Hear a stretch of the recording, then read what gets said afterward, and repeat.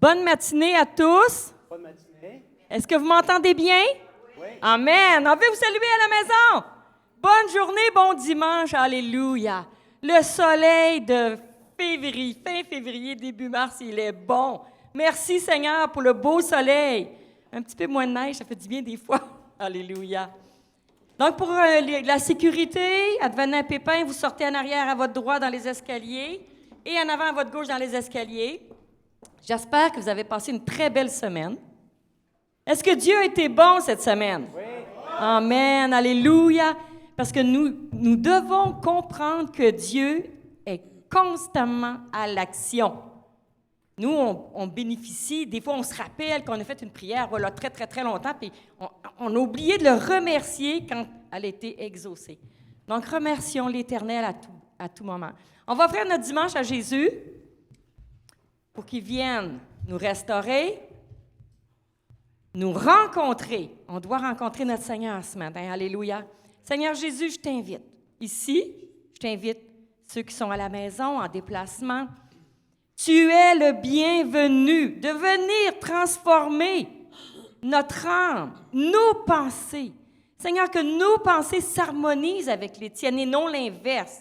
Donc, si nous sommes dans l'erreur, parle-nous, instruis-nous, renverse nos fausses forteresses afin que toi, tu viennes prendre toute la plénitude en nous pour que nous puissions être de bons serviteurs pour ton royaume. Donc, ce matin, Seigneur, on est heureux de se rencontrer pour te louer, te glorifier, te chanter et t'écouter. Merci Jésus en ton nom. Amen. On va se lever debout, on va taper des mains avec nos musiciennes. On a une belle équipe ce matin. Alléluia. Et voilà la maison. On se lève debout, on chante, on tape des mains. Alléluia. Savez-vous quoi? Il va falloir que vous chantiez fort ce matin. Alléluia. Vous êtes tellement dynamique à chanter fort ce matin, je suis tellement convaincue.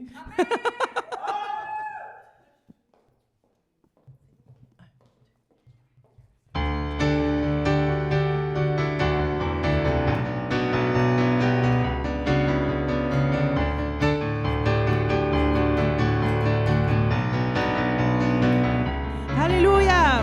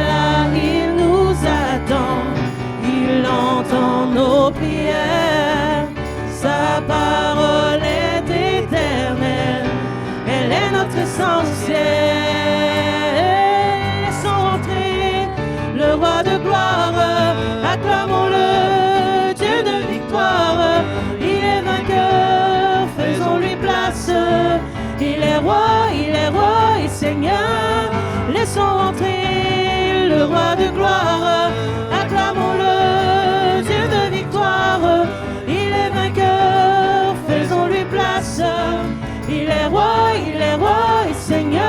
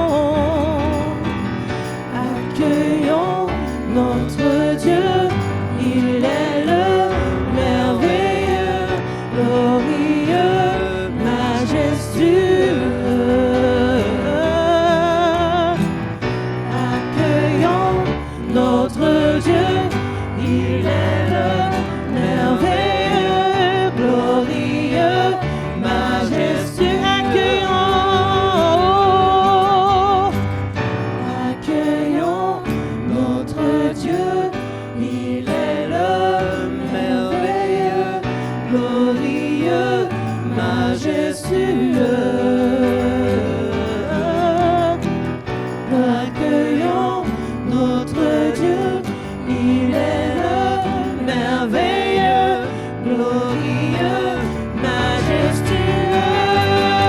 Oh, laissons entrer le roi de gloire, acclamons-le, Dieu de victoire. Il est vainqueur, faisons-lui place. Il est roi et Seigneur.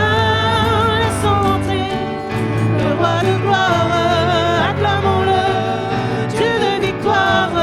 Il est vainqueur, faisons-lui place. Il est roi et Seigneur. Oh, oh, oh, oh, oh, oh, oh. Laissons entrer le roi de gloire, acclamons-le, Dieu de victoire. Il est vainqueur, faisons-lui place. Il est roi, il est vainqueur, faisons-lui place. Il est roi et Seigneur. Il est vainqueur, faisons-lui place. Il est roi et Seigneur. Alléluia, alléluia, acclamons l'Éternel, alléluia. Alléluia, mon roi.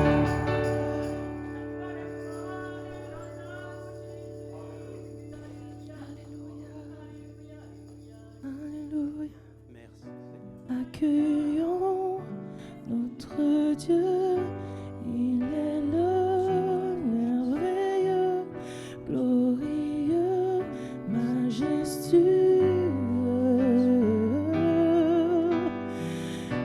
Accueillons notre Dieu, il est le merveilleux, glorieux, majestueux. Accueillons notre Dieu, il est le merveilleux, glorieux, majestueux. Accueillons notre Dieu, il est le merveilleux, glorieux, majestueux. Laissons entrer le roi de gloire, acclamons-le, Dieu de victoire. Il est vainqueur, faisons-lui place. Il est roi, laissons entrer le roi de gloire, acclamons-le, Dieu de victoire. Il est vainqueur, faisons-lui place. Il est roi et Seigneur. Oh, il est roi et Seigneur. Alléluia.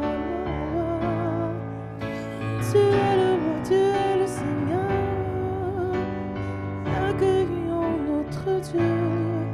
Il est le glorieux, le merveilleux. Mon roi, mon Seigneur, mon Sauveur.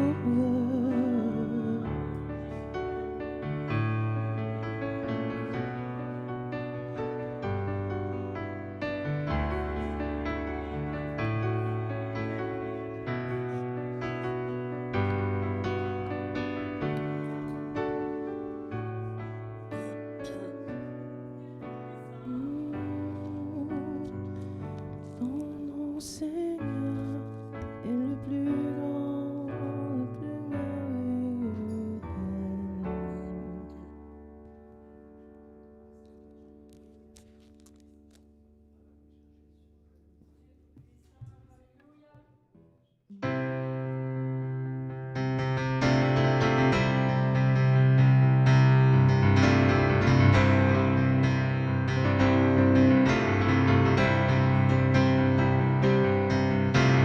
Père tout seul dans le noir, honteux et sans espoir, l'âme épuisée.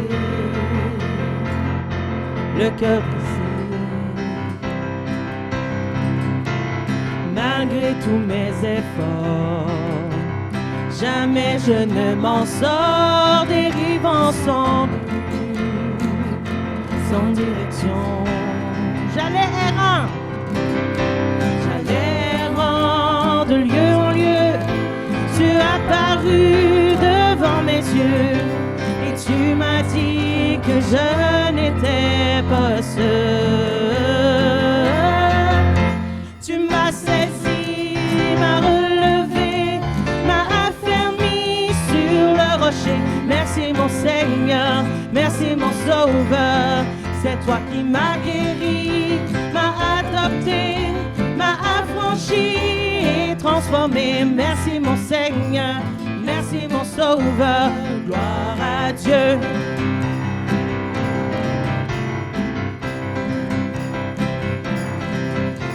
Je ne peux nier l'évidence. Christ a gagné ma confiance, mes doutes envolés, emportés par le vent. Adieu regret et fardeau, vous qui colliez à ma peau, je ne vous appartiens plus, je repars à zéro. Maintenant et à jamais, je te louerai, tu m'as sauvé.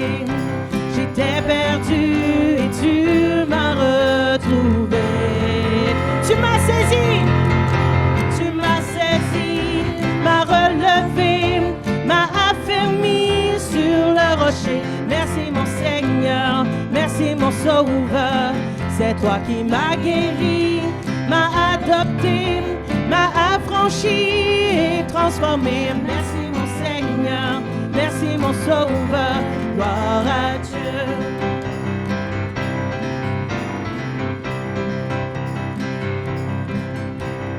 L'enfer est tracé, je suis libre, je suis libre, je suis libre. L'enfer est terrassé, je suis libre, je suis libre, je suis libre. Jésus a triomphé, je suis libre, je suis libre. Jésus, je suis libre. Jésus a triomphé, je suis libre, je suis libre. Et tu m'as saisi, m'as relevé, m'as affermi sur le rocher. Merci mon Seigneur, merci mon Sauveur. C'est toi qui m'as guéri, m'as adopté, m'a affranchi et transformé. Merci mon Seigneur, merci mon Sauveur, gloire à Dieu. Perdu seul dans le noir, honteux et sans espoir, l'âme épuisée, le cœur brisé. Malgré tous mes efforts, jamais je ne m'en sors, dérivant sans but, sans direction. J'allais errant de lieu en lieu. Tu as paru devant mes yeux et tu m'as dit que je n'étais pas seul. Tu m'as saisi, m'as relevé, m'a affermi sur le rocher. Merci mon Seigneur, merci mon Sauveur. C'est toi qui m'as guéri, m'as adopté, m'as affranchi et transformé. Merci mon Seigneur, merci mon Sauveur. Gloire à Dieu. Woo!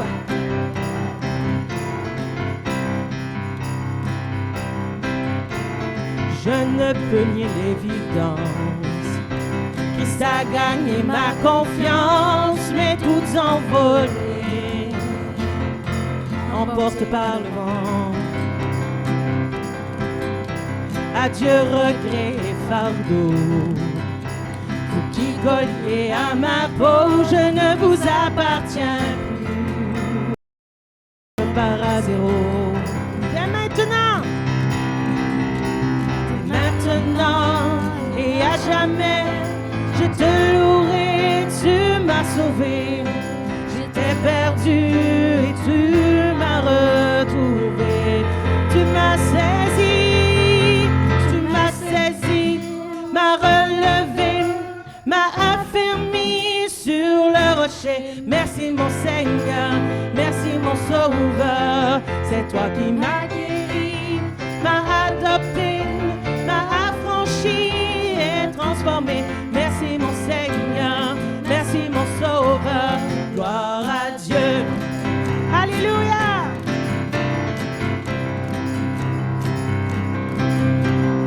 L'enfer est terrassé, je suis libre, je suis libre, je suis libre. L'enfer est terrassé, je suis libre, je suis libre, je suis libre. Jésus a triomphé, je suis libre, je suis libre, je suis libre. Jésus a triomphé, je suis libre, je suis libre.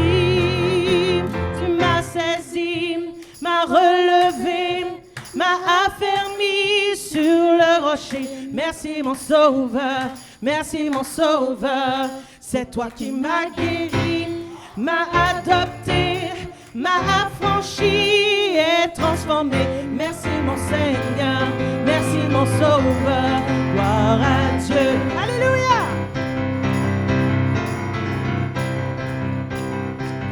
Réveille-toi, réveille-toi ô toi qui dors, relève-toi d'entre les morts. Réveille-toi ô toi qui dors, relève-toi d'entre les morts. Réveille-toi ô toi qui dors, relève-toi d'entre les morts. Réveille-toi ô toi qui dors, relève-toi d'entre les morts. Tu m'as saisi, m'as relevé, m'as affermi sur le rocher. Merci mon Seigneur, merci mon Sauveur. C'est toi qui m'as guéri, m'as adopté, m'as affranchi et transformé. Merci mon Seigneur, merci mon Sauveur. Gloire à Dieu.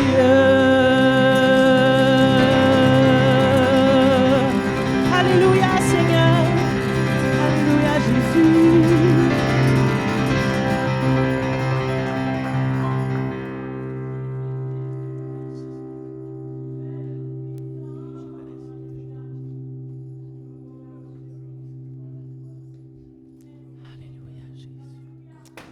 Merci Seigneur, merci pour ta bonté et ta fidélité. Alléluia. Le prochain chant, c'est un nouveau chant. C'est pas grave, il est simple. Écoutez bien, puis on va le répéter. Alléluia. Alléluia.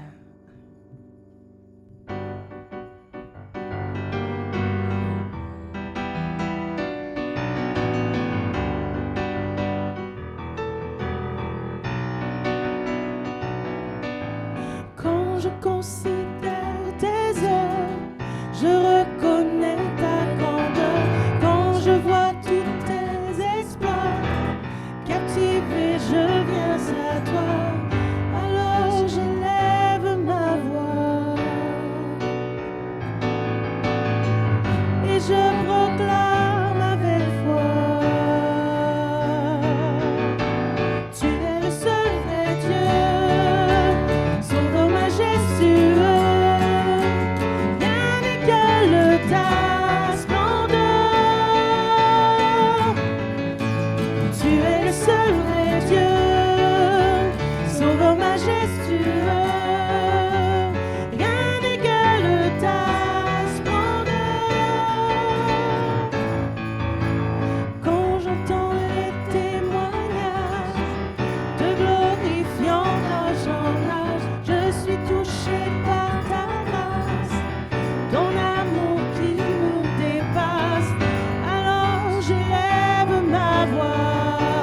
Je proclame avec foi, et je proclame avec foi, tu es le seul vrai Dieu, tu es le seul vrai Dieu, sauveur majestueux, rien n'égale ta splendeur, tu es le seul vrai Dieu, sauveur majestueux.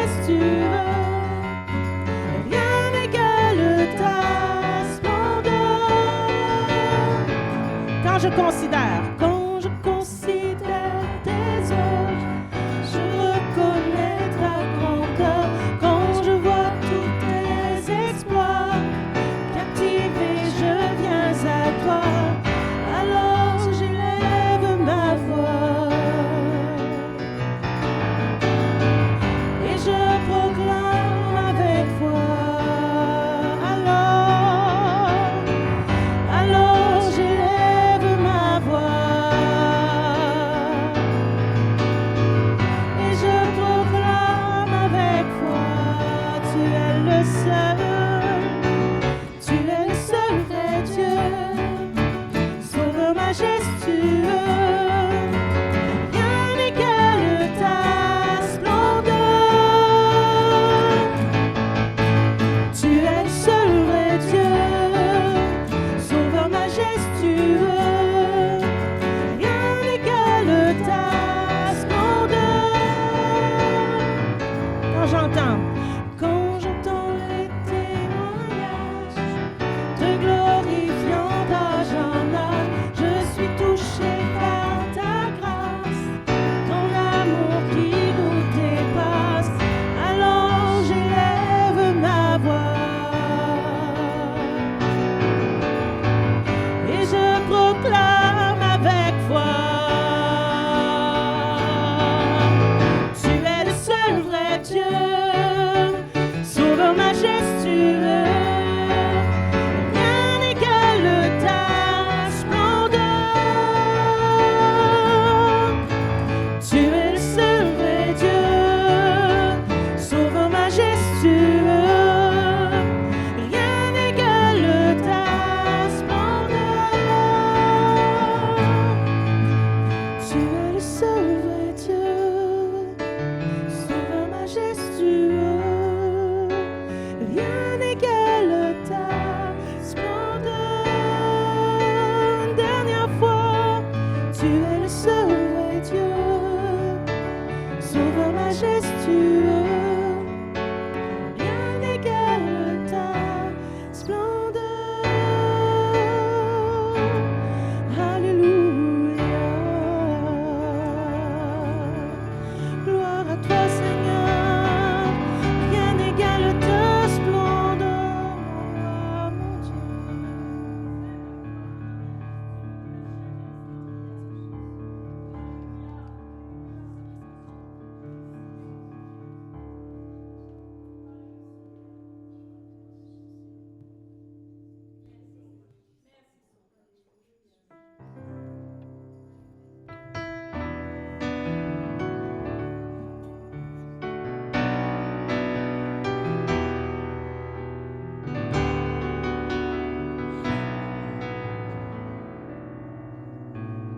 Toute une génération devant lui prosterner, entonnent ensemble cantique à l'agneau. Ceux qui nous ont précédés et ceux qui nous suivront entonneront ce cantique à l'agneau. Toutes les générations devant lui prosterner, entonnent ensemble le cantique à l'agneau. Ceux qui nous ont précédés et ceux qui nous suivront entonneront ce cantique à l'agneau. Ton nom est le plus grand, ton nom est tout puissant, ton nom est au-dessus de tout. Puissance, autorité, royaume et dignité, ton nom est au-dessus de tout. Et les anges acclament. Tu es saint, l'univers proclame. Tu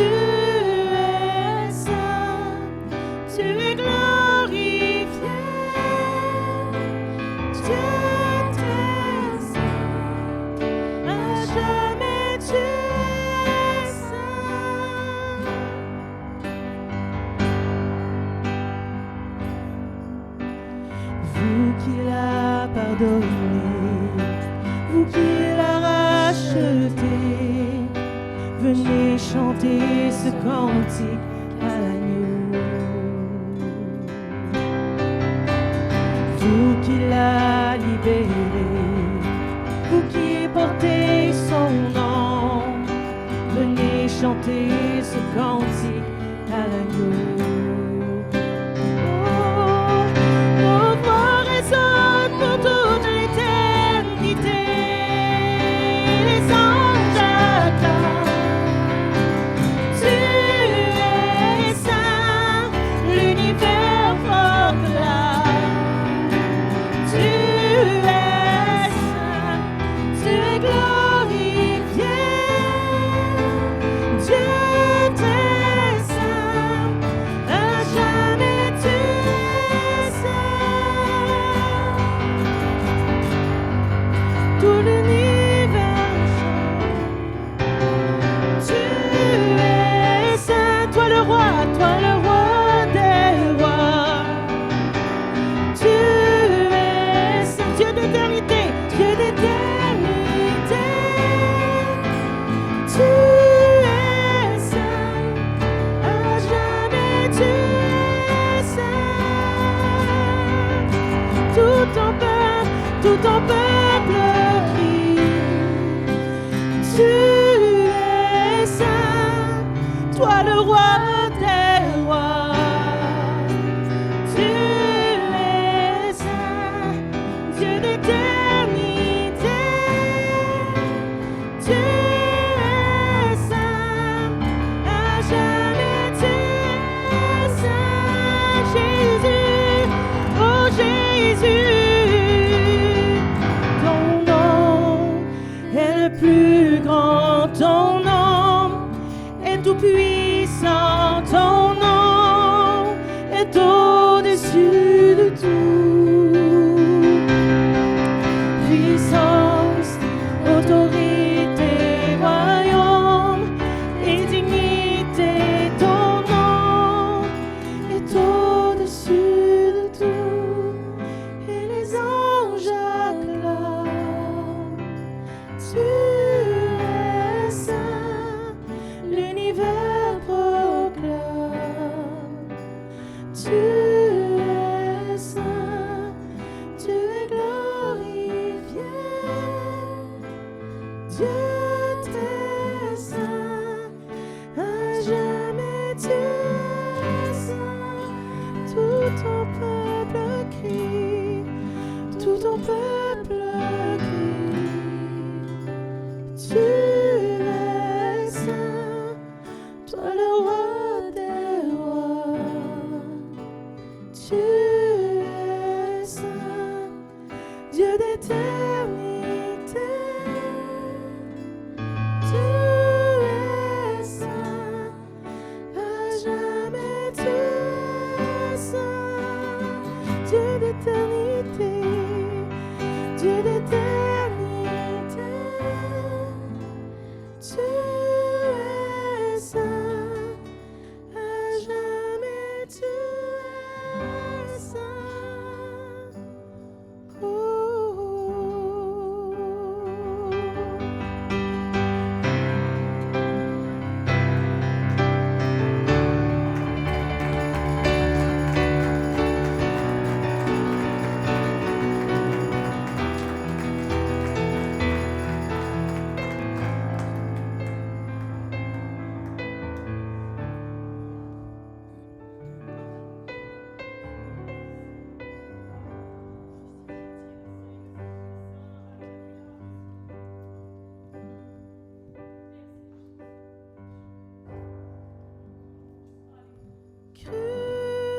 Crucifié, seul abandonné, tu as souffert, méprisé, rejeté, tel une rose, foulé sous nos pieds.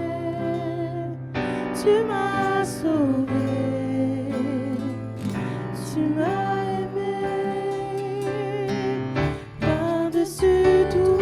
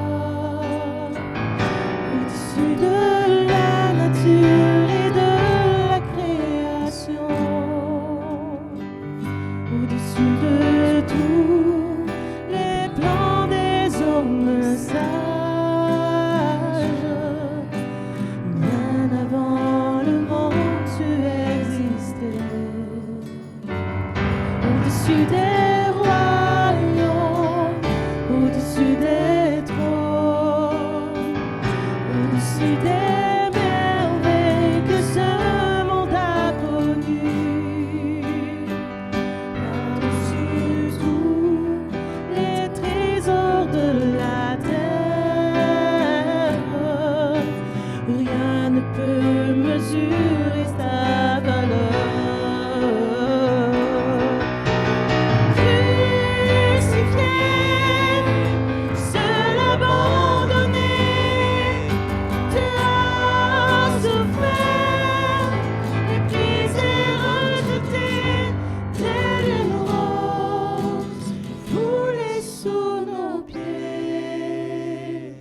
Tu m'as sauvé, tu m'as aimé, par-dessus tout, telle une rose, foulée sous nos pieds. Tu m'as sauvé, et tu m'as aimé, par-dessus.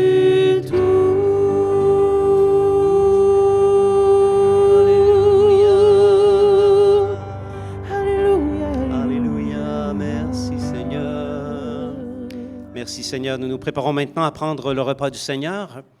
La parole comporte un avertissement à prendre au sérieux. Il est important de discerner dans le pain le corps de Jésus et de discerner dans le vin le sang de Jésus afin de ne pas attirer un jugement ou une condamnation contre soi-même. Si tu as un péché, ça ne devrait pas t'empêcher de communier. Tu as simplement à le confesser au Seigneur qui est fidèle et juste pour le pardonner. Si tu appartiens au Seigneur Jésus, tu peux pleinement participer dans la joie au repas du Seigneur. Alléluia. L'Évangile nous rapporte comme ceci, le dernier repas que Jésus a pris avec ses disciples. Pendant qu'il mangeait, Jésus prit du pain et prononça la prière de bénédiction. Puis il le rompit et le donna aux disciples en disant, « Prenez, mangez, ceci est mon corps. » Il prit ensuite une coupe et remercia Dieu. Puis il la leur donna en disant, « Buvez-en tous, car ceci est mon sang, le sang de la nouvelle alliance qui est versé pour beaucoup pour le pardon des péchés. » Seigneur, nous te remercions d'avoir été obéissant envers le Père céleste en acceptant de prendre une chair comme la nôtre et en visitant ce monde corrompu et perverti. Et tu as amené la lumière dans le monde, tu as amené la vérité dans le monde. Sauf que, Seigneur, les hommes ne t'ont pas reconnu, ils t'ont méprisé, ils t'ont rejeté, ils t'ont fouetté, ils se sont moqués de toi, ils t'ont giflé, placé une couronne d'épines sur la tête et ils t'ont crucifié, Seigneur. Et sur cette croix, ton sang a coulé. Et c'est par ce sang que nous pouvons obtenir le pardon de nos péchés. Et tu as accompli pour nous, Seigneur, la réconciliation avec le Père. Merci, Seigneur, d'avoir été pour nous une victime expiatoire. Que ton nom soit loué et que ton nom soit glorifié. Prenons maintenant les éléments.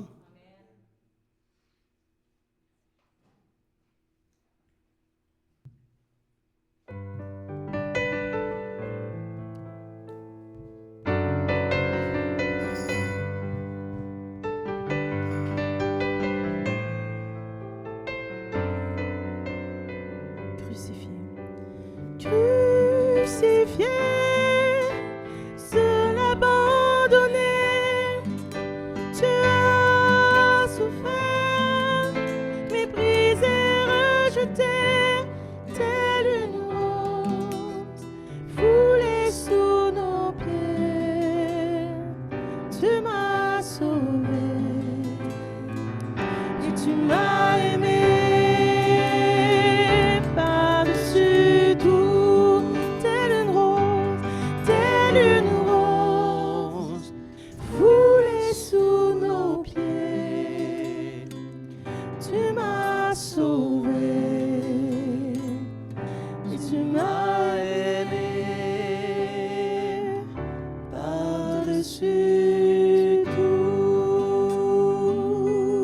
Amen, alléluia, alléluia, merci Jésus.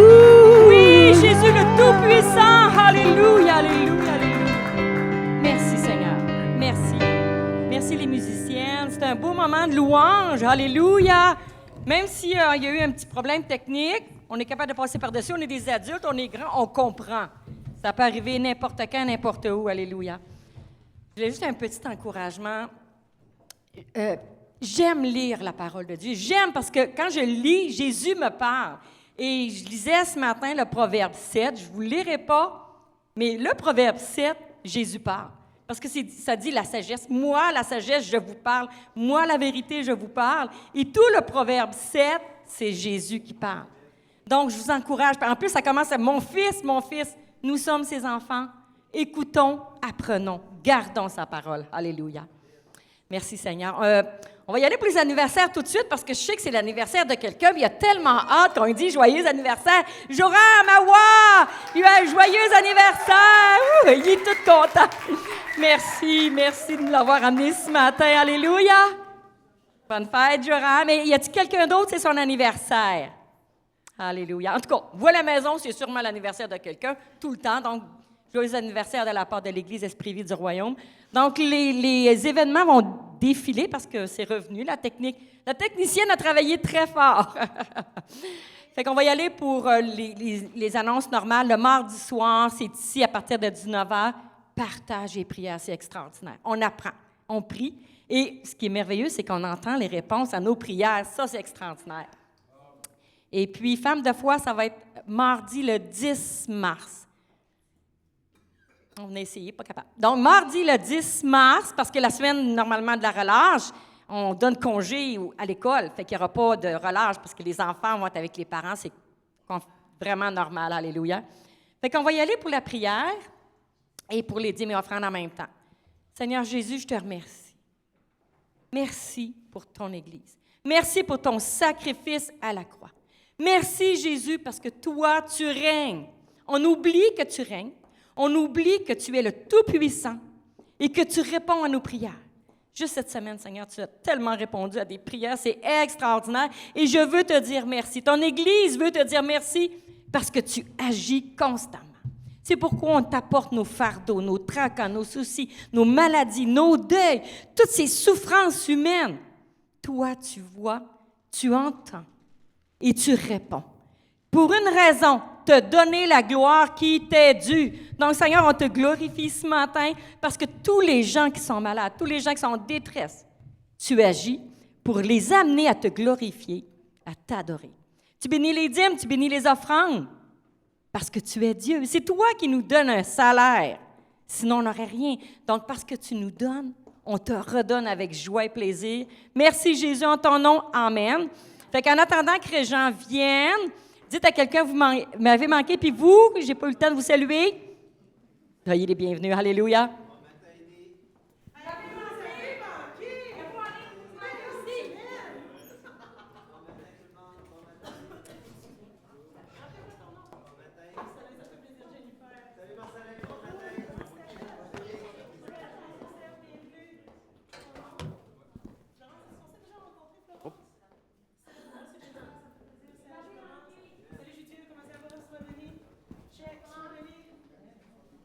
Alléluia. Merci Seigneur. Bonjour à tous et bonjour à tous ceux et celles à qui je n'ai pas encore eu l'opportunité de dire bonjour. Bonjour également à ceux qui nous regardent à distance ou même en différé.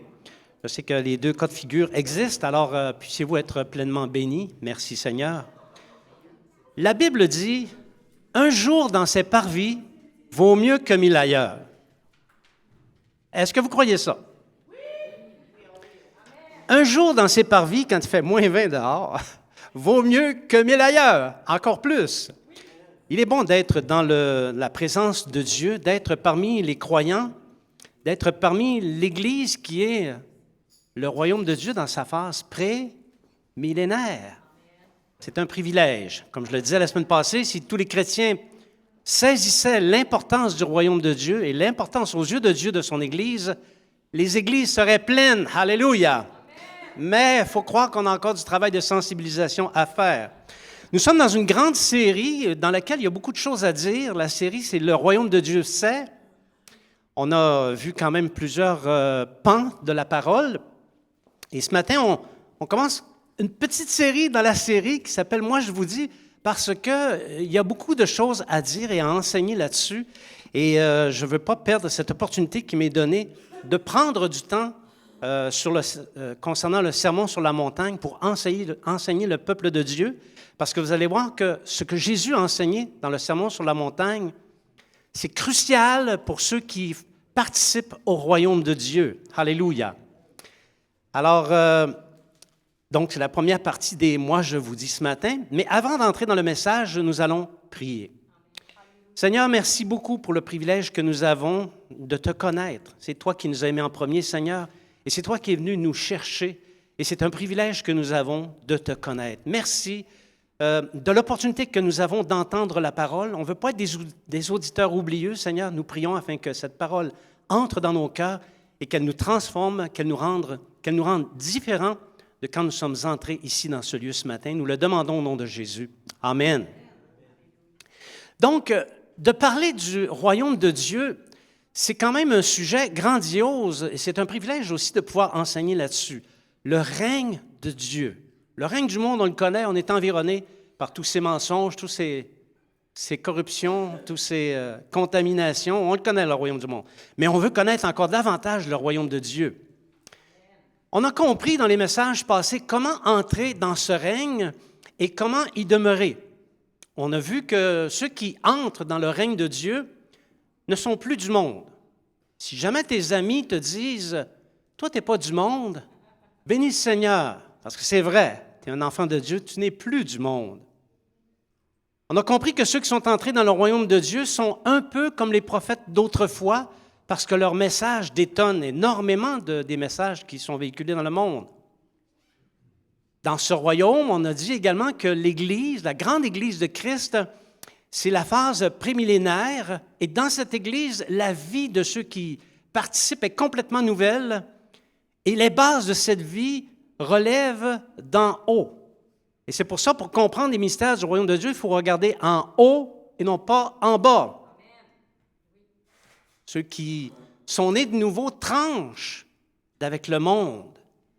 Et ils portent du fruit en abondance pour Dieu, et ceci, toute leur vie et pour l'éternité. Alléluia.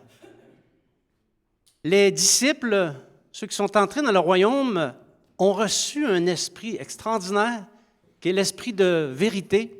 Et cet esprit de vérité prend des choses qui sont auprès de Jésus dans le ciel et il leur communique. Comme chrétiens, on devrait recevoir des choses qui viennent d'auprès de Jésus. Comme Église aussi. Un chrétien qui ne reçoit pas des choses qui sont d'auprès de Jésus par l'esprit de vérité, ou une Église qui n'en reçoit pas, est une Église morte. Alors, les disciples reçoivent des révélations. Et je crois qu'on peut passer, expérience à l'appui, on peut passer notre vie entière à rechercher les choses du royaume de Dieu et continuer à y faire des découvertes. Chaque fois que je prépare un message, je découvre des choses. En réalité, je découvre des choses un peu plus à l'avance par rapport à vous. Alors, ça prouve qu'être chrétien, ce n'est pas une affaire de rite et de tradition. Être chrétien, c'est vivant, c'est dynamique, c'est relationnel, c'est joyeux. Alléluia. Alors ça fait en sorte que l'Église devrait être le rassemblement des disciples dynamisés par le Saint-Esprit, un lieu où Christ habite et dans lequel il se sent à l'aise, parce que si le péché règne dans une Église, croyez-moi, le Seigneur ne se sent pas à l'aise dans ces lieux-là. Et l'Église devrait être un lieu où Christ manifeste toute sa gloire. Il a la possibilité de manifester sa gloire. Nous avons établi, contrairement à ce que beaucoup de chrétiens mal informés, mal avisés peuvent dire ou penser, on a vu que la loi, bien qu'étant temporairement inactive, ça je l'admets, j'admets que la loi est temporairement inactive, mais ça ne veut pas dire que les enseignements qui sont dedans ne sont pas vivants. Les enseignements qu'il y a dans la loi sont vivants. Et cette loi, spirituellement parlant, elle est toujours valable. Il y a plein de choses dans la loi qu'on peut trouver, plein de paroles qui doivent encore recevoir leur accomplissement. Parce qu'au fond, la loi, c'est une grande prophétie. Il faut qu'on comprenne ça. Une fois qu'on a compris ça, on ne peut plus dire « la loi, c'est plus bon. C'est plus pour aujourd'hui ». Comme je disais dans un message, est-ce que le ciel et la terre existent? La loi est encore valable. Quand tout ça sera enroulé, disparaîtra, à ce moment-là, on passera à une autre alliance avec Dieu. À l'époque de Jésus, malheureusement, les Juifs avaient réduit la loi à un simple code de conduite censé plaire à Dieu. C'est ce que les chefs religieux pensaient. Et ceux qui ne suivaient pas les ordonnances des chefs religieux du temps du Seigneur Jésus risquaient gros. Ils risquaient la lapidation, l'emprisonnement, le fouet. Or, le règne de Dieu, il est mobilisé par la loi révélée. Et la loi révélée, c'est Christ lui-même. Et Christ, ce n'est pas un amas de rites et de traditions. Et Christ a donné aux disciples de propager partout dans le monde ce règne. Jusqu'à quand? Jusqu'à la fin du monde. Alors, si la fin du monde n'est pas encore arrivée, nous avons encore la responsabilité, nous les disciples, de propager la bonne nouvelle tout autour de nous, à tout le moins de la vivre. C'est le sens de ce passage qu'on trouve dans Matthieu, chapitre 28, versets 18 à 20. Jésus, s'étant approché, leur parla ainsi. « Tout pouvoir m'a été donné dans le ciel et sur la terre.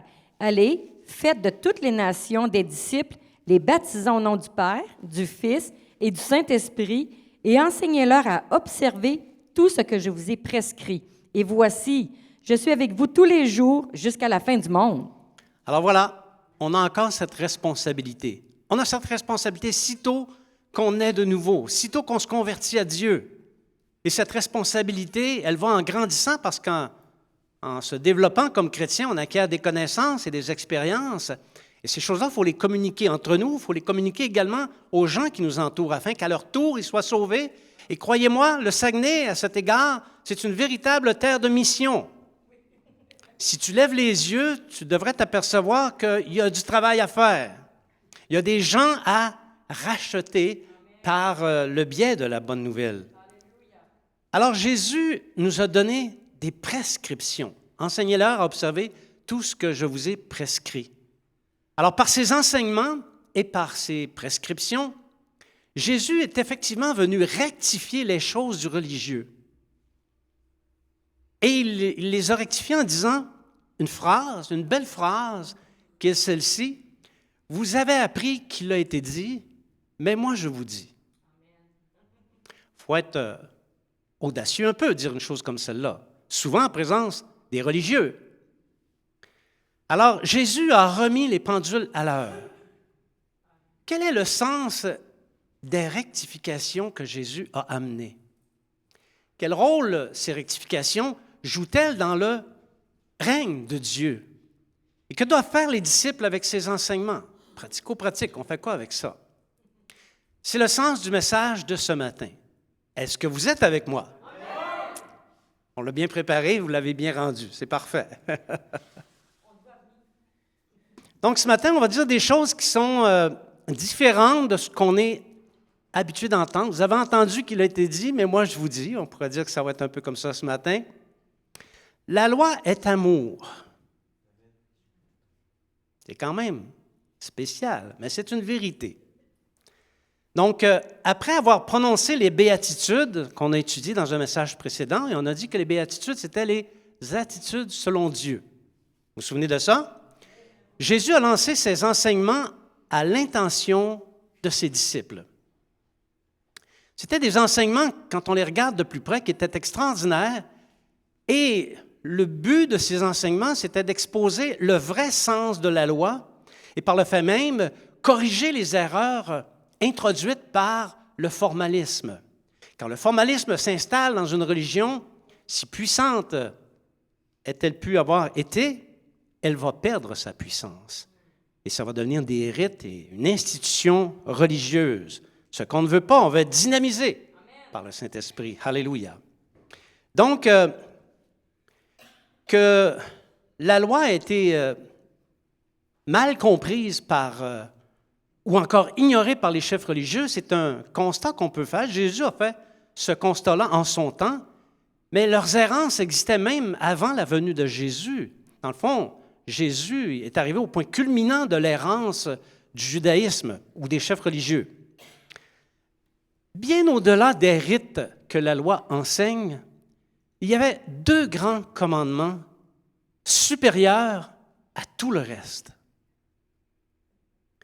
On va les regarder dans Marc, chapitre 12, versets 30 à 30. Vous êtes avec moi ou vous êtes gelés? Vous êtes avec moi? Oui? OK. OK, donc Marc 12, chapitre 30, 31. Tu aimeras le Seigneur ton Dieu de tout ton cœur, de toute ton âme, de toute ta pensée et de toute ta force. Voici le second. Tu aimeras ton prochain comme toi-même. Il n'y a pas d'autre commandement plus grand que ceux-là. Alléluia. Beaucoup de choses se trouvent dans la loi, mais ces 2 commandements sont les plus grands. Ils résument toute la loi et les prophètes. Alors, le commandement « Aime ton prochain comme toi-même » est appelé par Jude, le frère du Seigneur, la loi royale. Ça veut dire que c'est la loi la plus importante qu'il y a parmi le peuple de Dieu. L'apôtre Paul dit que toute la loi est accomplie par cette seule parole. Tu aimeras ton prochain comme toi-même. Il dit que toute la loi est accomplie par cette parole. Donc, on ne peut pas minimiser ces puissantes déclarations qui indiquent l'arrière-plan de la loi. Et si on veut le comprendre, l'arrière-plan de la loi, c'est l'amour. Et quoi d'étonnant, Dieu est amour, et c'est lui qui a promulgué la loi, et la loi est une loi qui est fondée sur l'amour. Un Dieu qui aime les hommes, des hommes qui aiment Dieu et leurs prochains, en se conduisant envers lui comme ils se conduiraient envers eux-mêmes. Une loi d'amour. Et c'est avec cet arrière-plan que Jésus expose la conduite que Dieu attend de ceux qui lui appartiennent et qui, par la foi, entrent dans le règne de Dieu. Jésus poursuit ses enseignements en ayant recours à une formulation révolutionnaire. Et la formulation que Jésus a donnée n'a jamais été contestée par les chefs religieux. Ça, c'est intéressant. Les chefs religieux ont fait bien des reproches à Jésus, mais pas cette formulation. La formulation qu'on a dit tout à l'heure, vous avez entendu qu'il a été dit, mais moi je vous dis. Il n'y a pas un chef religieux qui est allé le voir pour dire, alors tu te prends pour un autre, là. Il y en a d'autres qui sont passés avant toi, là. Arrête de dire cette chose-là. Non, aucun chef religieux n'a contesté Jésus là-dessus. Par cette formulation, vous avez entendu qu'il a été dit, mais moi je vous dis, Jésus explique le vrai sens de la loi. Et ce n'est pas nécessairement ce qu'on pense. Alors, quiconque entre dans le magnifique royaume de Dieu a le devoir de connaître les principes spirituels qui lui sous-tendent, qui sont en arrière-plan. Donc, quiconque entre dans le règne de Dieu doit oublier ce qu'il a entendu pour écouter plutôt ce que Jésus dit. Non? Vous avez raté une grosse occasion de dire Amen, là. Donc, maintenant que vous avez réussi le test et qu'on a cette pensée en tête, parcourons ensemble les différents « vous avez entendu qu'il a été dit » pour écouter ce que Jésus dit. Vous savez, il y a plusieurs commentateurs qui affirment, qui considèrent les « moi je vous dis » comme étant les principes d'une véritable charte du royaume. C'est intéressant. Ça ne vient pas de moi, j'ai trouvé ça dans un commentaire biblique. La charte du royaume. C'est très intéressant.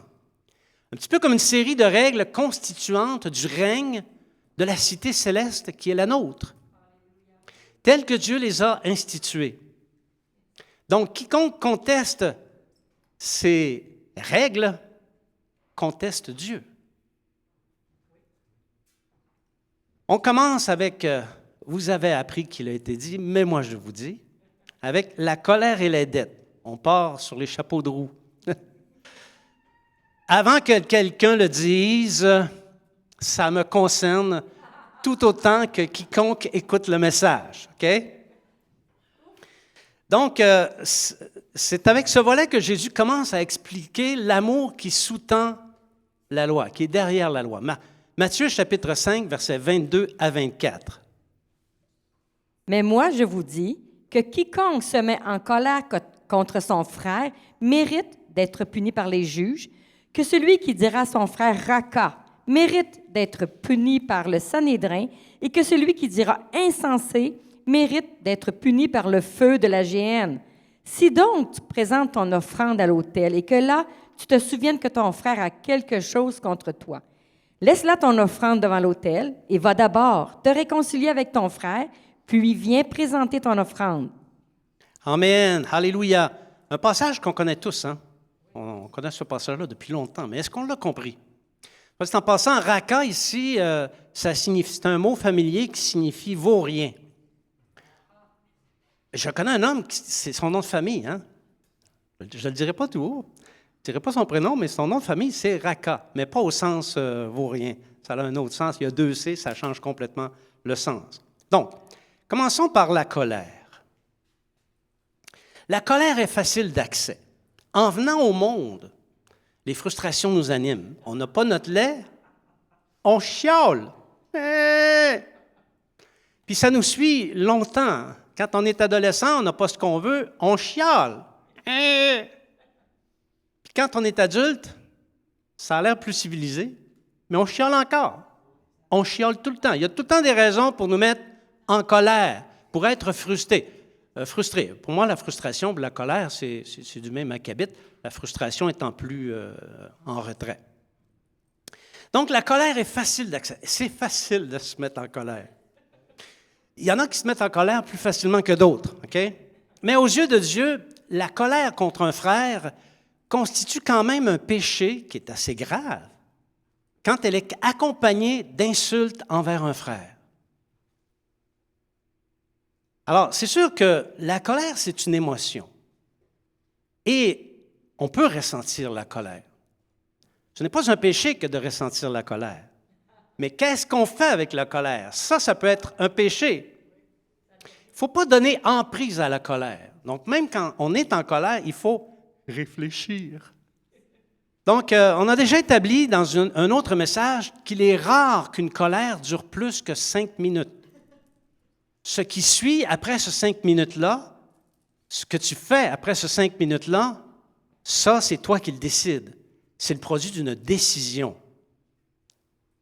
Alors, ce que Jésus dit, c'est que l'amour du prochain, si on aime notre prochain, comme fils du royaume, bien, ça n'autorise ni la colère, ni les insultes envers notre frère, notre sœur aussi. Okay?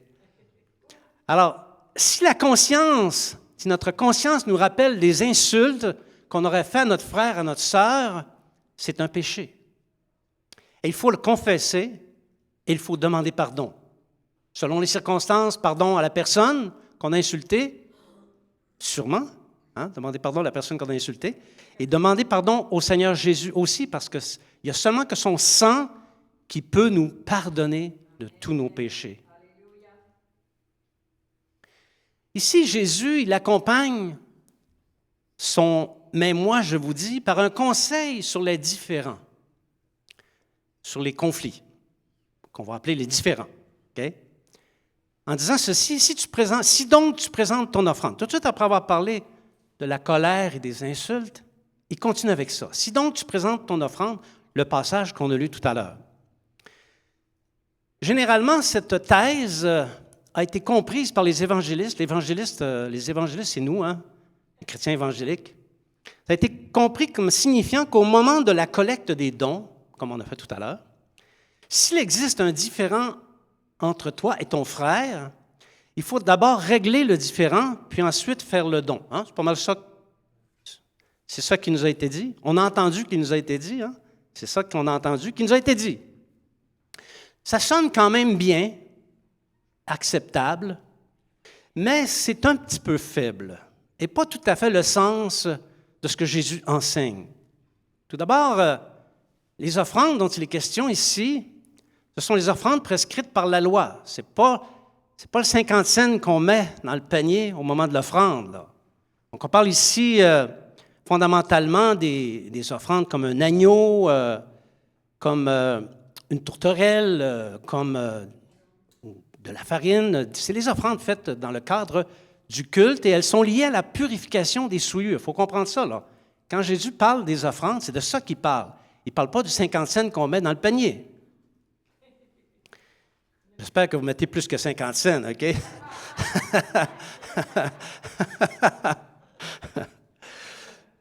Alors, c'est lié à la purification des souillures. Alors, au fond, si on met ça dans le contexte, ce que Jésus dit, c'est, avant de présenter ce que tu dois présenter en vertu de la loi, laisse là ton offrande devant l'autel. Et là, la suite du passage, ça continue. C'est radical. Tu as un différend avec ton frère, va pas plus loin. Laisse devant l'autel ton offrande, va régler le différend avec ton frère. Et un différend qui commande la réconciliation.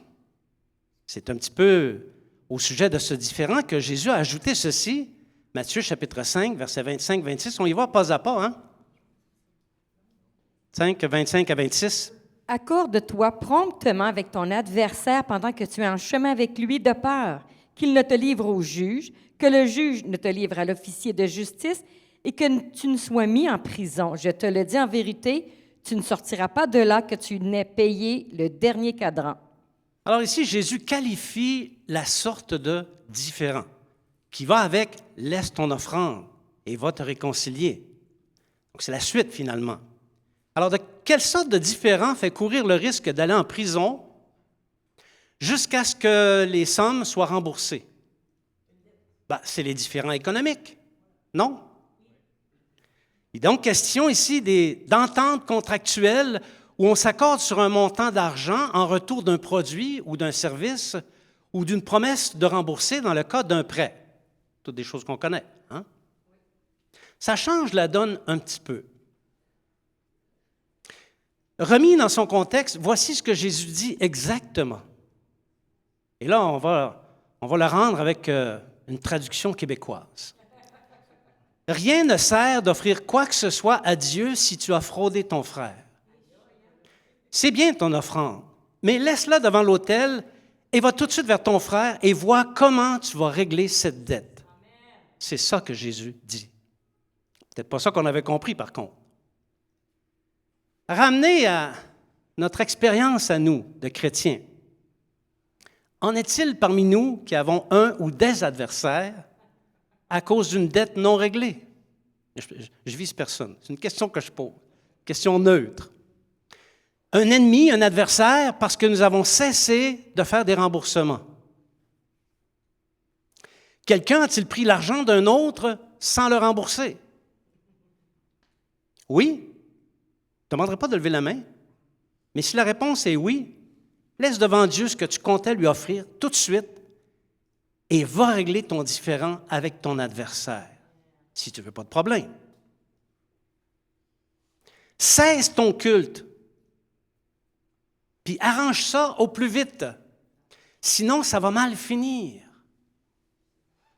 Saviez-vous que dans l'Église, ce genre de situation des dettes non remboursées, là on va toucher à des affaires sensibles. Des dettes non remboursées, ça existe. Et malheureusement, ça affecte le culte à rendre à Dieu. Personnellement, ça nous est arrivé plusieurs fois de prêter de l'argent à un frère, à une sœur, qui nous l'avait demandé. Et pour le remboursement, bien, c'est un petit peu comme dit la voix de Belle. Vous savez, quand on appelle à quelque part, on tombe sur le répondeur, ça dit, il nous demande de faire un choix sur le clavier. Si on attend un petit peu trop longtemps, on va entendre la phrase « J'attends toujours ». Donc, au sujet de ces dettes, nous attendons toujours. Qu'est-ce que Christ fait dans son royaume? Comment Christ considère ces problèmes dans son royaume, dans l'Église? Je connais un frère que j'aime beaucoup, qui a emprunté des sommes importantes auprès d'un autre frère, que j'aime beaucoup aussi, mais cet autre frère était de condition aisée. Mettons qu'on Il n'allait pas à la banque faire un prêt personnel pour s'acheter un repas au restaurant, OK? Et après quelque temps, le frère qui a emprunté au frère aisé a décidé, il a pris cette décision de ne pas rembourser en disant, là on ne parle pas de 50 cents, OK? On parle de milliers de dollars. Et le frère s'est dit dans sa justification, de toute façon, il est aisé, il n'en a pas besoin. Alors, comment le Seigneur réagit-il dans un cas comme celui-là? Des cas comme ça, il y en a beaucoup. C'est fréquent. Parce que l'Église est un lieu propice à ça. Tu me prêterais-tu un petit peu d'argent, s'il te plaît? J'en ai besoin. Donc, il y a de la joie pour celui qui prête l'argent. Il y a de la joie pour celui qui reçoit l'argent. Mais quand vient le temps de rembourser, j'attends toujours. C'est du forçage de bienfait. C'est un péché. Vous savez, il faut appeler les choses par leur nom. La seule personne qui a le droit de remettre une dette, c'est le prêteur. Et s'il ne le fait pas, la dette doit être remboursée. Prends tous les moyens qu'il faut pour rembourser la dette. Si tu ne rembourses pas la dette, arrête de venir à l'Église. Va régler ta dette au plus... Laisse ton offrande en avant. Va régler la dette au plus vite avec ton frère, ta sœur. Puis après, tu viendras présenter ton offrande. Parce que si tu viens donner à Dieu alors que tu es en dette avec ton frère, que tu as cessé de rembourser, c'est comme si tu insultais Dieu. Fais pas ça. On ne veut pas insulter Dieu. On n'ajoute pas l'injure à l'offense. C'est le sens de cette parole. Vous pensez que j'exagère? Non, non, pas du tout. On voit ça dans... L'apôtre Paul en parle dans 1 Thessaloniciens, chapitre 4, versets 6 à 7. On entend le silence. Ce que Dieu veut, c'est que personne n'use envers son frère de fraude et de cupidité dans les affaires, parce que le Seigneur tire vengeance de toutes ces choses, comme nous vous l'avons déjà dit et attesté, car Dieu ne nous a pas appelés à l'impureté, mais à la sanctification. Amen, amen. Alors voyez-vous, ici, Paul a déjà enseigné ça dans les églises, mais il n'y a que ce passage-là qui nous parvient sur les questions économiques. Alors, ça dit que le Seigneur tire vengeance de ces choses. Je le dis, si tu as cessé de rembourser un prêt à un frère, une sœur, ou avec quelqu'un d'autre avec qui tu as fait un contrat, puis si tu ne le rembourses pas, Dieu va tirer vengeance. Quand Dieu tire vengeance d'une situation, qu'est-ce qui se passe dans la vie de la personne? Normalement, c'est chaotique. C'est pas ça qu'on veut. On ne veut pas se mettre Dieu à dos, c'est-à-dire. Donc ici, l'apôtre Paul dit, c'est que personne n'use envers son frère de fraude et de cupidité dans les affaires. La cupidité, c'est ça le mot. La seule raison qui pousse les chrétiens à cesser de rembourser leurs dettes, c'est l'amour de l'argent. C'est aussi simple que ça. Ils sont trop attachés à leur argent pour le céder contre leurs dettes. Et pourtant, ce n'est pas eux, mais il est dans leur poche. Quand on fait des affaires ou qu'on contracte des choses contre de l'argent, il faut être d'une probité à toute épreuve. Si tu es un disciple, tu es un chrétien, au chapitre des affaires, des tractations d'argent, tu dois être sans faille. C'est ça, être un chrétien dans le royaume de Dieu. Il ne devrait se trouver chez toi pas un seul sou qui ne t'appartient pas ou qui devrait être versé contre une dette au lieu d'être retenu dans tes poches. L'amour du prochain, la loi royale, dicte la conduite dans ces cas. Veille à ne jamais entrer en conflit avec quelqu'un à cause de l'argent parce que ça t'empêcherait d'offrir un culte agréable à Dieu, un culte raisonnable. Tu serais, spirituellement parlant, en prison jusqu'à ce que tu aies tout payé. Amen, vous êtes toujours avec moi? Je n'ai pas reçu de tomates ni de pommes, c'est une bonne chose. Merci Seigneur Dieu, tu es bon, tu es puissant, alléluia. Le prochain sujet, l'adultère.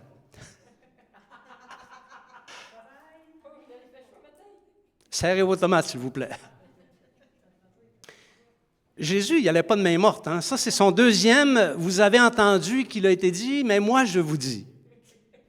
Et c'est pas surprenant que ça touche l'adultère. Voici ce que Jésus en dit dans Matthieu chapitre 5, verset 27.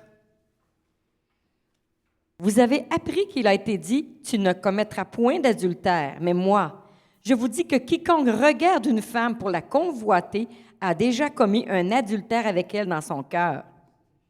Aïe.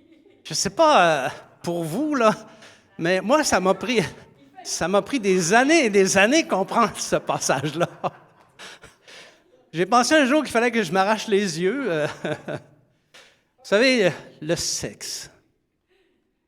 Hey, c'est plaisant aujourd'hui, il n'y a presque pas d'enfants. On peut prendre un petit peu plus de liberté. Il a fallu que Jésus recadre les péchés liés à l'adultère.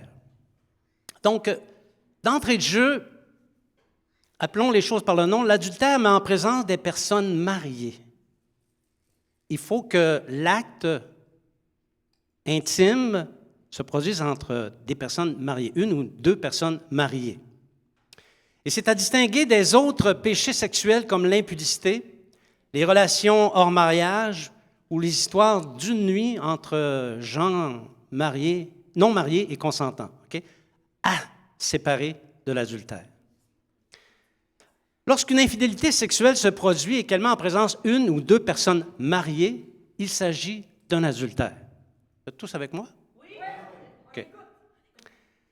Et ce sont les yeux qui amorcent l'adultère. Job avait compris ça. C'est lui-même qui dit dans Job, chapitre 31, verset 1, « J'avais fait un pacte avec mes yeux et je n'aurais pas arrêté mes regards sur une vierge. » Un pacte avec ses yeux. Est-ce qu'il y en a beaucoup ici qui ont fait un pacte avec leurs yeux par rapport au sexe opposé? Alors, ce que Jésus dit ici, ce n'est pas le fait de regarder une femme qui est péché. C'est le fait de laisser naître la pensée du désir et de la convoitise. Et c'est pour ça que Jésus l'assimile à l'adultère. Quand tu te vois avec une autre femme que la tienne dans ton lit, tu es pas mal en état d'adultère. La loi royale de l'amour du prochain crie haut et fort que les membres du royaume de Dieu doivent agir avec fermeté par rapport à leur pulsion sexuelle. On se dit les vraies choses ce matin, hein? Un membre du royaume de Dieu comprend que regarder une femme pour la convoiter offense Dieu, offense un père, le père de la femme, offense une épouse, sa femme à lui, offense un mari, le mari de l'autre femme, offense une étrangère, la femme qui rentre dans son lit, offense une famille, offense l'Église. C'est pas léger, un adultère. Un adultère, c'est un scandale. Et c'est pourquoi le Saint-Esprit a pris de ce qui est auprès de Jésus et l'a inspiré aux disciples afin que ceux-ci adoptent une conduite pure, sainte et sans tache. Alléluia! Je vais me mouiller un peu, ça m'arrive une fois de temps en temps. On ne peut ne jamais regarder les femmes. Autrement, il faudrait s'arracher les yeux. Ce qu'il faut, c'est éliminer les situations qui pourraient faire naître le désir de convoiter une autre femme. Tout d'abord, vous savez, quand on dit « ça, c'est une belle femme », c'est un pléonasme. Savez-vous pourquoi? Pléonasme, c'est dire deux fois la même chose. Parce que, de par sa nature, la femme est belle. Donc, dire c'est une belle femme, c'est un pléonasme, tu dis deux fois la même chose. Alors, tout comme il y a de très belles voitures, on va s'inspirer de la passion des gars, OK? Tu peux voir une belle Mustang jaune et la trouver très belle, mais tu ne vas pas nécessairement la convoiter. Mais si tu laisses aller tes pensées à vouloir la voler, alors là, c'est un péché. Dans ton cœur, tu l'as volée. Puis je vais te la redemander. Alors, elle est là, la différence. Le premier regard, tu peux regarder une belle Mustang, puis après ça, tu regardes autre chose. Ton regard, c'est pas arrêté dessus, OK? Mais si ton regard se prolonge, puis que tu vas du pare-choc en avant au pare-choc en arrière, de l'antenne sur le toit jusqu'à la bande des pneus, peut-être qu'il y a un petit peu de convoitise qui peut naître dans ton cœur. Et là, tu vas commettre un péché. En d'autres termes, les regards qui se prolongent sur les belles femmes et les beaux hommes aussi. Voilà. C'est pas juste les hommes qui sont comme ça. Alors, les regards qui se prolongent, c'est danger. Et ça doit être dit, parce que sincèrement, je n'ai pas souvenir d'avoir entendu ces choses-là dans une église. Et nous, les hommes, c'est un gros combat. Puis les femmes aussi, il y en a que c'est un gros combat. Donc, essayez pas de faire votre sainte devant nous. Là, on sait comment ça fonctionne. OK? Alors, c'est ça. Il ne faut pas ouvrir la voie à la convoitise pour commettre un adultère non consommé. Messieurs, mesdames, nous sommes des participants, alléluia, du règne de Dieu, et faisons ce qui est juste et droit par rapport à l'autre sexe. Veillons sur nos yeux, veillons sur nos cœurs. Là-dessus, on va s'arrêter et on va poursuivre avec d'autres messages dans lesquels on va parler des « vous avez entendu, mais moi je vous dis » la semaine prochaine, entre autres. Donc, j'appelle ici les musiciens. Nous allons faire la conclusion. Sinon, on sera encore ici à 4 heures après-midi. Hein? Bien-aimés, ces principes spirituels qui animent le royaume de Dieu sont fondés sur l'amour de Dieu et l'amour du prochain. Ils sont extraordinaires. Mais ils sont opposés aux lois naturelles. Ça, il faut être conscient de ça. Nous sommes nés de nouveau. Je suis né de nouveau, vous êtes nés de nouveau, et membres à part entière de ce grand royaume. Et nous ne devons pas nous conduire en chrétiens inconsidérés, en négligeant ces aspects qui sont importants aux yeux de Dieu. Dieu est amour, alors c'est normal qu'il ait promulgué des lois qui, lorsqu'on les met en pratique, prouvent que nous l'aimons et aussi que nous aimons les hommes qu'il a créés. Éliminer la colère envers un frère, une sœur. Veillons à circonscrire la colère si elle vient et surtout à ne pas laisser sortir de notre bouche des paroles d'insulte envers notre frère ou notre sœur ou notre prochain. Dieu veut que notre culte soit parfait. Alors payons nos dettes et assurons les parties des contrats qui nous lient avec les autres. Et s'il se lève un adversaire, laissons notre offrande devant l'autel et allons sans aucun délai chercher un règlement afin de ne pas attirer la vengeance de Dieu dans nos vies. Et enfin, comme disciples, dominons nos yeux en les gardant en bride pour ne pas commettre un péché qui, on va le voir la semaine prochaine, laisse des traces permanentes. Donc, vous allez être là la semaine prochaine, hein? Et ceux qui nous regardaient à distance, vous allez être là la semaine prochaine aussi, hein? Alors, je vais inviter Jennifer à simplement nous conduire dans un chant.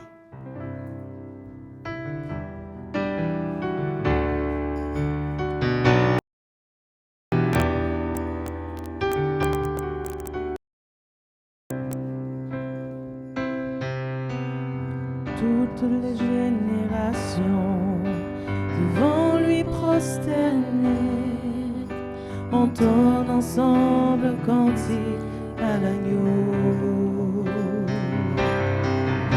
Ceux qui nous ont précédés et ceux qui nous suivront entonneront ce cantique à l'agneau. Ton nom est le plus grand, ton nom est tout puissant, ton nom est au-dessus de tout. Puissance, autorité, royaume et dignité, ton nom est au-dessus de tout. Tu es saint, l'univers proclame. Tu es saint, tu es glorifié. Dieu très saint, à jamais tu es saint.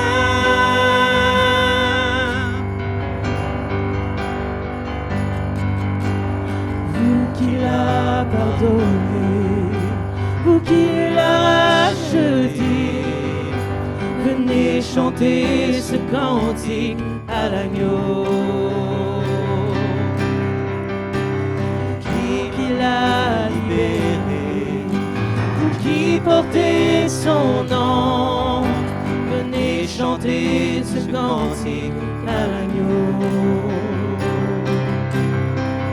Nos voix résonnent pour l'éternité et les anges acclament. Tu es saint, l'univers proclame. Tu es saint, tu es glorifié. Dieu très saint, à jamais tu es saint. Tout ton peuple crie. Tu es saint, toi le roi des rois. Tu es saint, Dieu d'éternité. Dieu très saint, à jamais tu es saint.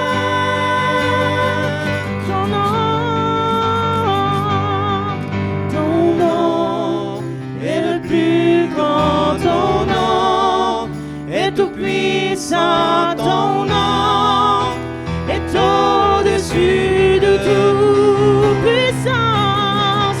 Puissance des royaumes et dignité, ton nom est au-dessus de tout. Jésus, ton nom est le plus grand. Ton nom est tout puissant. Ton nom est au-dessus de tout. Puissance, puissance, autorité, royaume et dignité, ton nom est au-dessus de tout. Puissance, puissance, autorité, royaume et dignité, ton nom est au-dessus de tout.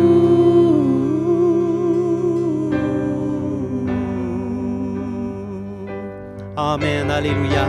Acclamons le Seigneur, alléluia. Oh oui, ton nom est grand, il est au-dessus de tout. Gloire à Dieu, alléluia. Tu es le roi des rois. Merci Seigneur, alléluia. Seigneur, nous te remercions beaucoup pour cette parole qui est vivante, cette parole que tu nous as laissée pour remplacer l'erreur, les contaminations et les mensonges qui se véhiculent dans le monde, afin d'introduire dans notre cœur les vérités qui viennent du cœur de Dieu. Nous te rendons grâce, Seigneur, de nous donner accès à ces vérités et nous te demandons de nous aider à nous les approprier et à les mettre en pratique dans notre vie de disciples et de participants dans le royaume de Dieu. Nous le demandons au nom de Jésus. Amen. Nous allons maintenant, je vais faire la prière de conclusion. Si quelqu'un a besoin de prière, si quelqu'un voudrait renouer son alliance avec le Seigneur ou venir en relation avec le Seigneur, peut simplement avancer. Nous allons prier ensemble. Je fais maintenant la prière de conclusion. Seigneur, je prie afin que tu bénisses ton peuple dans la semaine qui s'en vient, tes brebis, ceux que tu aimes, avec tellement d'amour, Seigneur, un amour qui donne sa vie pour ceux qui l'aiment. Alors, Seigneur, nous te remercions pour cet amour que tu fais reposer sur tes disciples. Je prie afin que chaque disciple reçoive cette semaine une portion d'esprit, une portion de victoire dans toutes les épreuves qu'ils ont. Seigneur, garde et protège ton troupeau. Nous le demandons au nom de Jésus. Amen. N'oublions pas de communiquer la bonne parole à quelqu'un dans notre environnement, de nous tenir dans la compagnie des disciples dans les réunions qui sont accessibles, comme ce mardi, par exemple, et toutes les autres réunions. D'ici à ce qu'on se revoie la prochaine fois, que le Seigneur fasse luire sur vous sa face abondamment. Alléluia!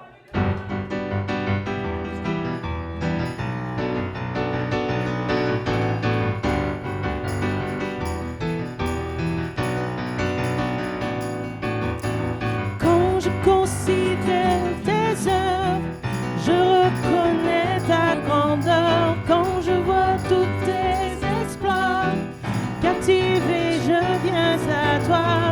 Alors j'élève ma voix. et je proclame avec foi.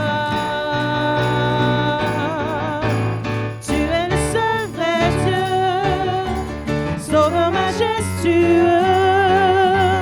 Rien n'égale ta splendeur. Tu es le seul vrai Dieu, Sauveur majestueux.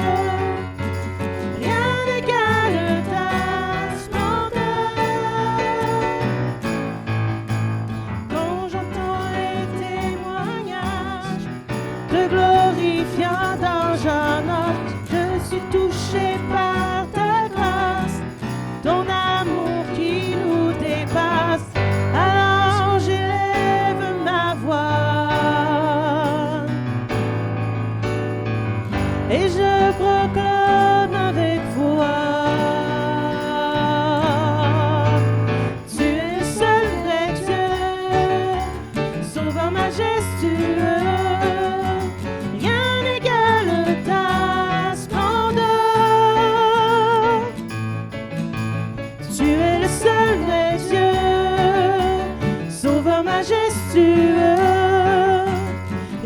n'égale ta splendeur.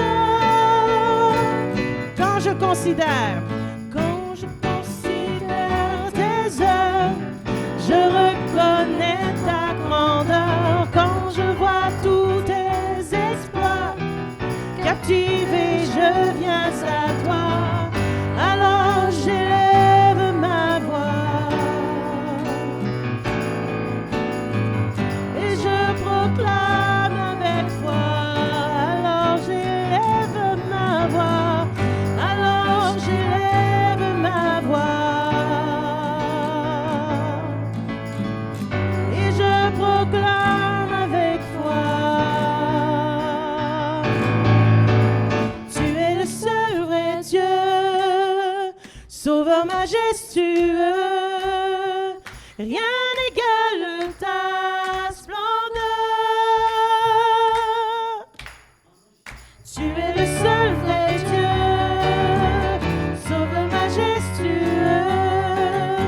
Rien n'égale ta splendeur. Sauveur, tu es le seul vrai Dieu, Sauveur majestueux. Rien n'égale ta splendeur. Rien n'égale ta splendeur. Alléluia.